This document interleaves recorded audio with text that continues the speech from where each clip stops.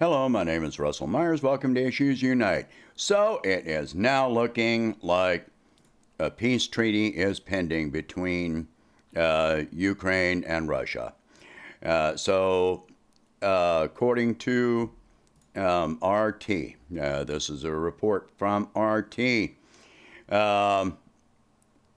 This proposal that was reached in negotiations in Turkey and Istanbul. The proposal will be relayed to Vladimir Putin for consideration. So here's what this includes. All right. An immediate practical effect of the talks will be a de-escalation of military activities in some parts of Ukraine.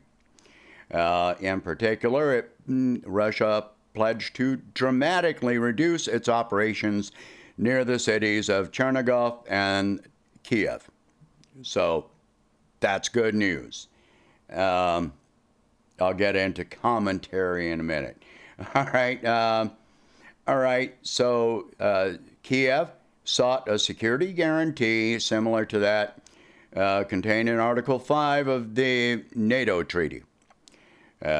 So they named the UK, China, the US, Turkey, France, Canada, Italy, Poland, and Israel as possible guarantors of such an agreement. So some of them have already given their preliminary agreement. And guess who else would be part of that agreement? Russia. So Russia would actually be part of the group which defends Ukrainian sovereignty. Well, Russia said from the very beginning they wanted this agreement, and for an agreement that included a mutual agreement for Ukraine's security. Here it is. It's right there. All right. So Ukraine pledged not to join any military alliance, not to host foreign military bases or foreign troops. Even military exercises would require prior approval from the guarantors mentioned above. So Kiev also pledged not to seek weapons of mass destruction, including nuclear weapons. In return, Russia will not object to Ukraine joining the EU one day. The EU meaning the European Economic Union, not NATO. That is still off the table. So Kiev offered to pledge to not use military force in an attempt to restore its sovereignty over Ukraine or the breakaway regions of Donetsk and Luhansk.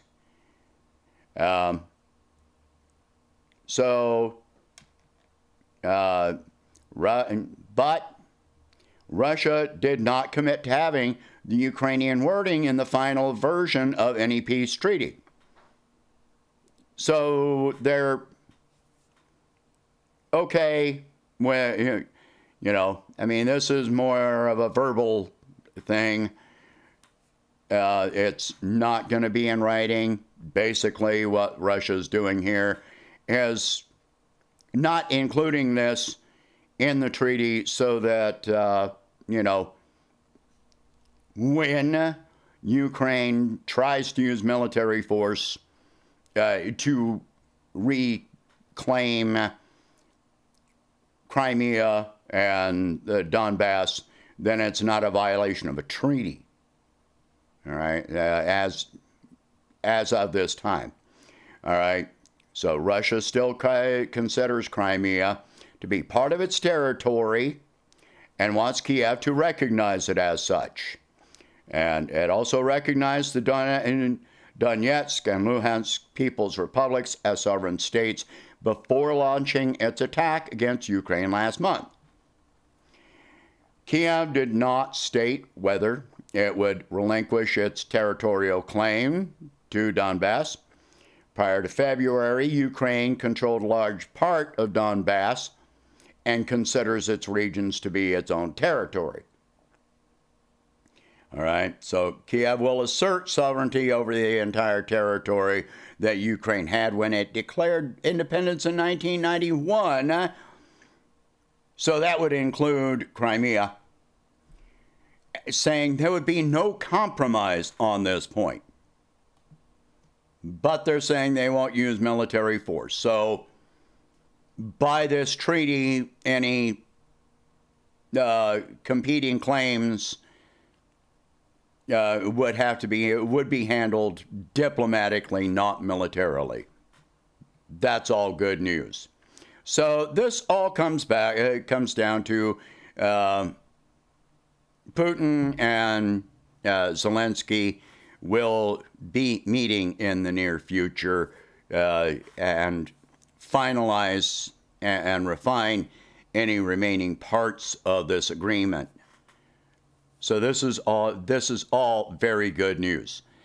Putin had said he would not meet with Zelensky until there was some kind of an agreement. What still remains to be seen is whether Zelensky himself will agree to all of this. Now, before this last meeting took place, Zelensky said that he would agree to Ukraine remaining neutral, not demilitarized, but they won't be hosting foreign military forces. So this is all good news. This doesn't include any language that refers to any of the bio labs in Ukraine. So that's going to be something else that will have to be addressed separately. Now, Western media, I looked around in Western media, and this is barely being mentioned at all. As I fully expected, in the few references I found, they're talking about, Russia's, pulling back from Kiev because they were stalled.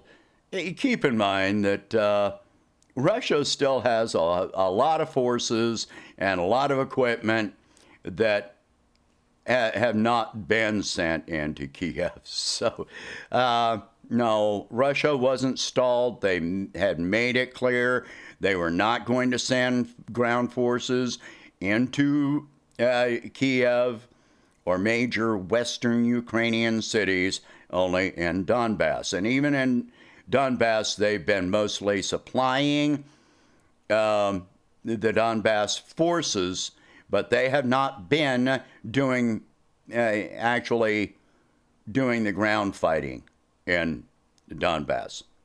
And, so it's funny, they're talking about, well, Ukrainian forces have retaken this suburb of Kiev. Well, yeah, they retook something after Russia backed away from,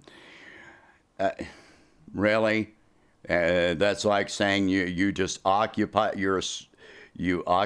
this house after the people that were there left, or I don't know. Anyway, I fully expect that this is going to be continuously portrayed as a negative. Every time that there is a peace agreement, it's always seen as a negative. Pulling out of Afghanistan was portrayed as a negative. And where are all the atrocities by the Taliban there? It's not happening. The atrocities that are happening in Afghanistan are because of U.S. sanctions. The seizure of their, treasury and foreign economic holdings are starving people to death. Any time that the United States, that there is a peace treaty, the United States and Western media portray it as a negative. But this is not a negative. It's actually, if this is fully implemented, then this is very good news from here going forward.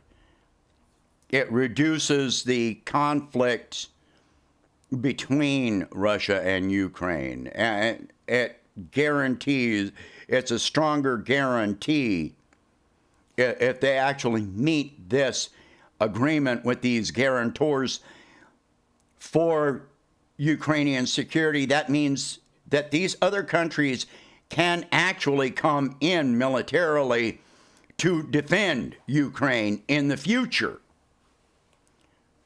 Now, that's going to take another agreement between all of these countries to actually form such an alliance, but this opens the door and says Russia's okay with it.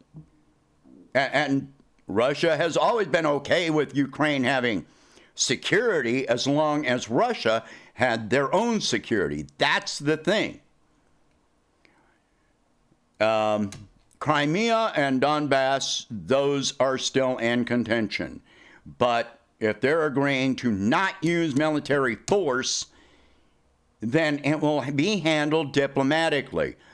But this is going to have to be enforced by the UN, by the international community.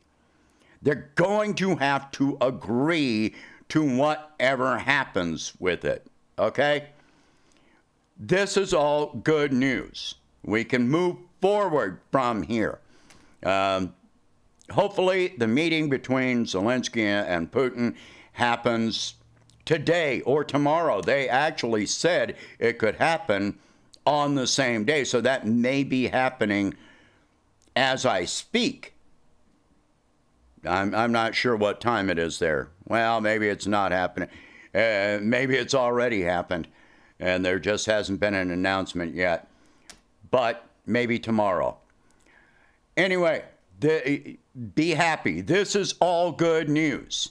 We're not going to have a nuclear war with Russia, and U.S. forces are not going into Ukraine. We're not going into World War III. Be happy about this. All right, so share this video. Talk about these subjects.